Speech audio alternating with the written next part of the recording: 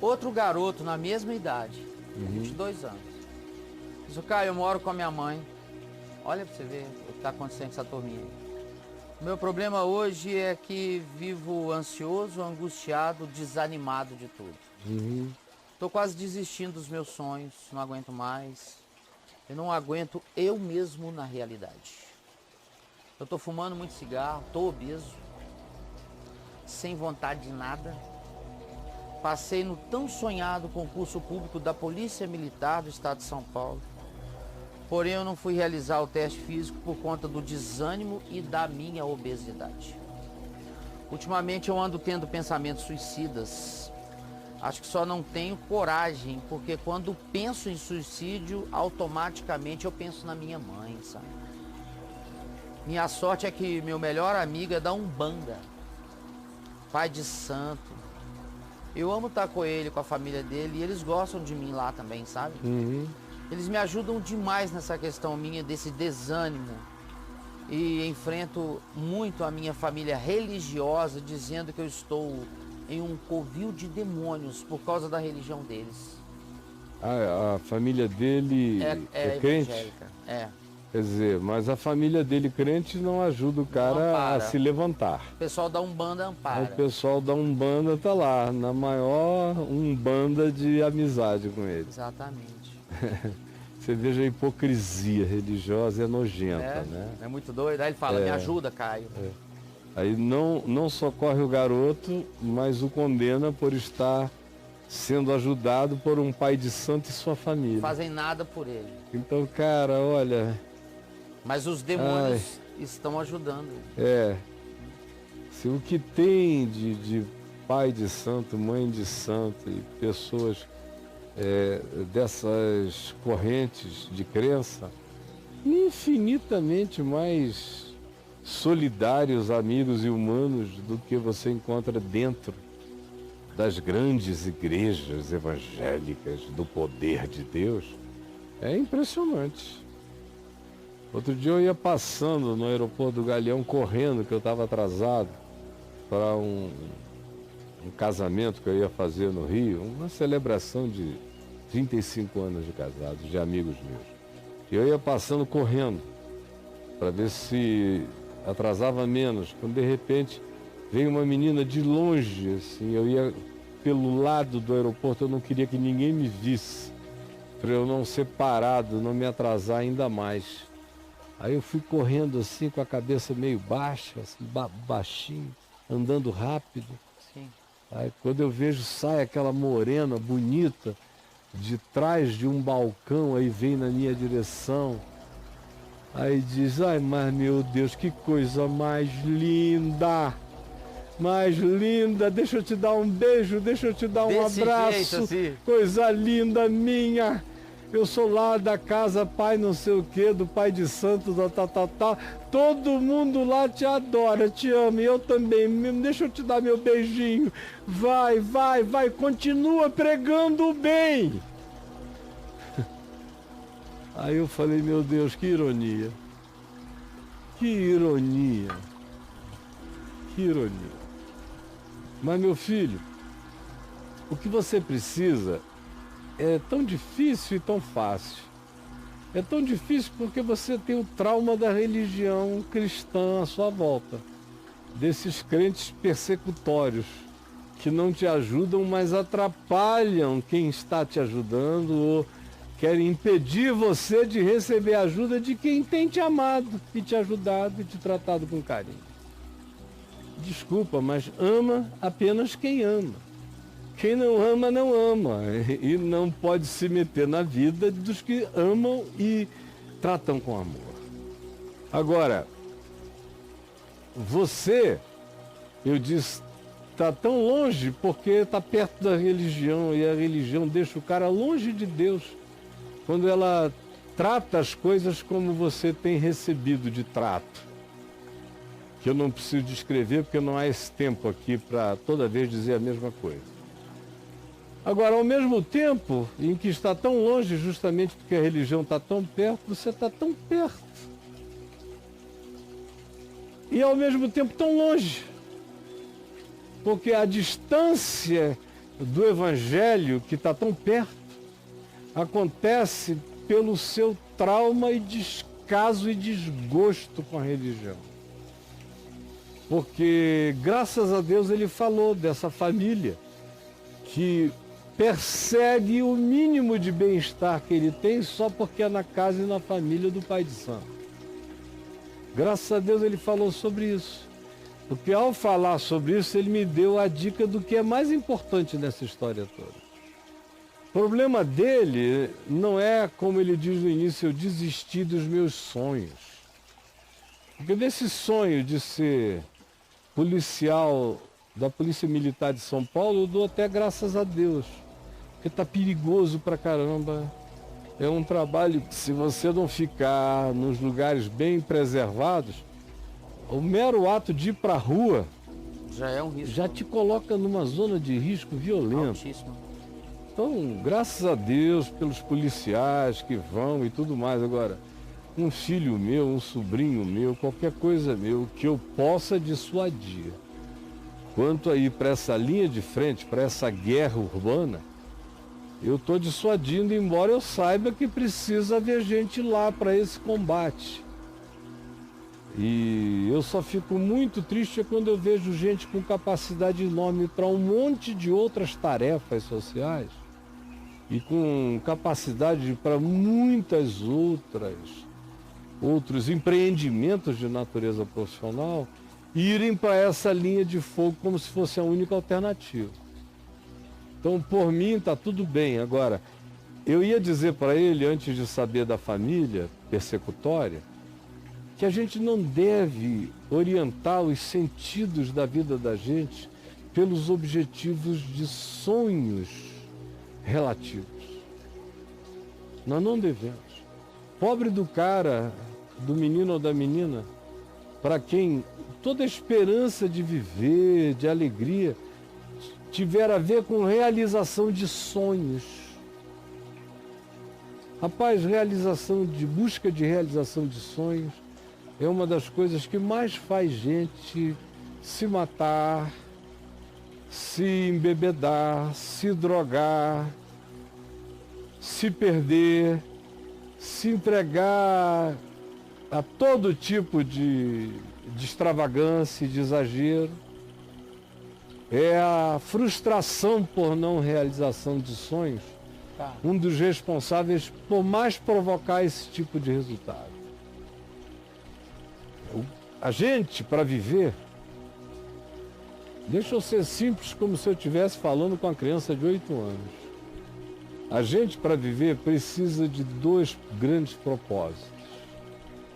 A gente precisa de um propósito absoluto, um propósito que, independentemente da idade, do tempo da vida, do estado civil ou de qualquer outra condição, permaneça e prevaleça sobre tudo.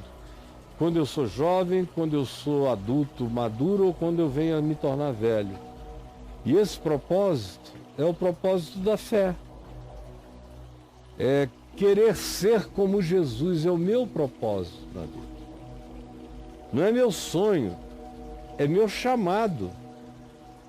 E todo cristão que seja cristão, que tenha entendido o Evangelho e o chamado de Jesus, entendeu que esse é o chamado.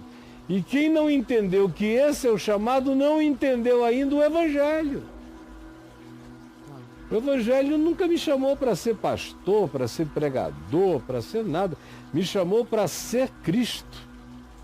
Me chamou para me cristificar em amor, em justiça, em verdade, em bondade, em graça, em sinceridade. Me chamou para ser esse Jesusinho da minha geração, dos meus relacionamentos, da minha vida. Esse é o meu chamado. Eu entendi isso com 18 anos, eu estou com 65 e esse é o meu chamado. E entre 94 e a partir de 94 até o início do ano 2000, quando esse propósito absoluto foi relativizado pela decepção e pela frustração no meu coração, o que aconteceu?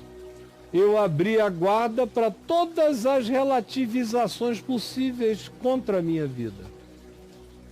Porque aquele propósito, que é o que é a âncora da minha vida. Eu com 18 anos descobri qual era o sentido e a âncora foi jogada. Pá!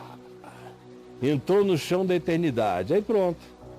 Eu vim puxando. Esse é o meu propósito, todo dia um pouco mais de Cristo em mim, de semelhança de Jesus em mim.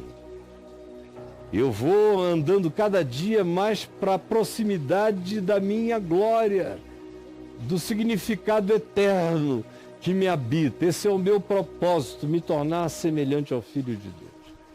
Isso dá sentido para sempre à vida. Isso é o Evangelho.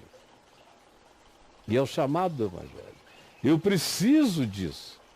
Do contrário, as outras coisas das quais eu preciso não serão o bastante para me significarem e me fortalecerem existencialmente para sempre. Não serão. Que coisas são essas? São os sonhos relativos. Tipo, eu jogo bola bem pra caramba, eu acho que eu vou pro Flamengo e vou tentar a sorte lá. Quem sabe eu consigo. Se eu conseguir pelo menos até 35 anos. Tô com a vida ganha. Vida ganha, vou ganhar um bom dinheiro. Vou tentar aprender outras coisas para depois. Ou então um cara que já nasceu com bisturi na mão, quero ser médico, cirurgião. É uma maravilha. Ele se forma, aquela alegria. Mas depois de alguns anos, ele vai precisar mais do que isso. Quando ele se tornar infeliz no casamento, quando os filhos começarem a entrar na adolescência e não se tornarem o que ele também sonhou que os filhos se tornassem. Ele esperava. Ou então aquele cara que é pintor, que tem um talento enorme, botou todo o seu sonho em viver de arte. A arte dele é boa, mas artista tem que dar sorte. Muita sorte. Não basta ser bom nem talentoso. Não adianta. Você tem que cair, passar na frente de alguém que te catapulte. Tem um imponderável aí. Senão, você vai ser maravilhoso, melhor do que os outros, mas vai cantar em casa. Vai pintar em casa. Sim. A mesma coisa é essa história de ministério, sonho de ministério. O cara tem um sonho de ter um ministério enorme, grande, tá ferrado. Porque ele vai fazer tudo e ministério não é difícil de fazê-lo ficar grande. Se você se dedicar a aprender as manhas do marketing. Dá uma corrompidinha. Tem um marketing eclesial e se você fizer concessões, você vai fazer a coisa crescer. E aí o que acontece? O sonho do indivíduo é isso. Quando se cumpre, pior para ele se perverte. Vai virando Deus, vai virando anjo, arcanjo, vai ficando uma figura divina. Um dia ele apodrece de soberba e vaidade, se perde. E quando não dá certo, aí ele entra noutra crise, que é por que Deus não me quer? Por que ele quer o fulano? Porque a igreja do fulano cresce e a minha não. Foi na conta de Deus. O que o outro tem melhor do que eu, ó Deus? Por que o que ele faz vinga e o que eu faço não vinga? O que está de errado em mim? Aí começa o processo depressivo. Tem muito pastor se suicidando por causa disso por causa também. Dessa parada. É. E também dessa, tem muitas outras razões. Mas enfim, eu não posso falar para sempre aqui. Então deixa eu ir fechando para te dizer só o seguinte. Fala para sempre. Eu preciso de um propósito eterno, que é o que me dá significado, quando tudo está ruim. Ok. E preciso de propósitos menores, que são os que me dão as pequenas alegrias necessárias ao existir, ao cotidiano e à necessária banalidade existencial que a alma precisa. A alma precisa de banalidades também. É por isso que a gente vai ver um show, uma comédia. É por isso que a gente vai ver um cara que canta bem, um grupo cantar, para a gente se alegrar com aquela maviosidade. É por isso que a gente dança. É por isso que a gente bebe. É por isso que a gente vai para festas. A gente precisa de pequenas banalidades, pequenas alegrias que vêm de 4 cálices de vinho. A gente precisa de uma boa comida, de vez em quando, para dar aquele de um banquete esporádico necessário às alegrias intermitentes da vida. Então, propósitos absolutos e objetivos temporários, porém importantes. Porque nem só de pão vive o homem, mas de toda a palavra de Deus, mas nem de toda a palavra de Deus vive o homem, mas também de pequenos pães, vinhos e alegrias cotidianas e alcances cotidianos. Então o sonho não tem que ser o sonho de me tornar isto ou aquilo, do ponto de vista do que eu consiga fazer, porque isso é maravilhoso, mas não me completa por inteiro.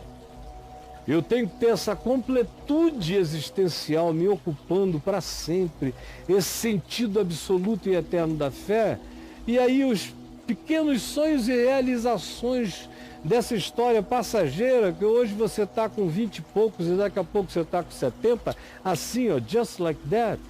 Se você não tiver esse significado, esse eixo, esse espigão eterno atravessando tudo, você vai morrer nas frustrações, meu filho. Então, até os sonhos são passageiros. O que você precisa, sobretudo e antes de tudo, é conhecer o significado da sua eternidade. Isso você só vai aprender de fato, com um poder que vence tudo, que vai capacitar você a dizer tudo posso naquele que me fortalece. Amém. Se você conhecer esse que te fortalece. Conhecer mesmo. Então eu imploro a você, entre aí no meu portal Ativar, que todo mundo pode entrar uma semana sem nada a pagar, só sente o Evangelho, o poder do Evangelho, como o Evangelho pode tirar você do abismo da morte, do medo, e colocar você em pé nessa rocha da vida. Amém. Mas aí vai ter que ser com você. Ouça esse meu recorte várias vezes e tome as providências necessárias. Tá bom?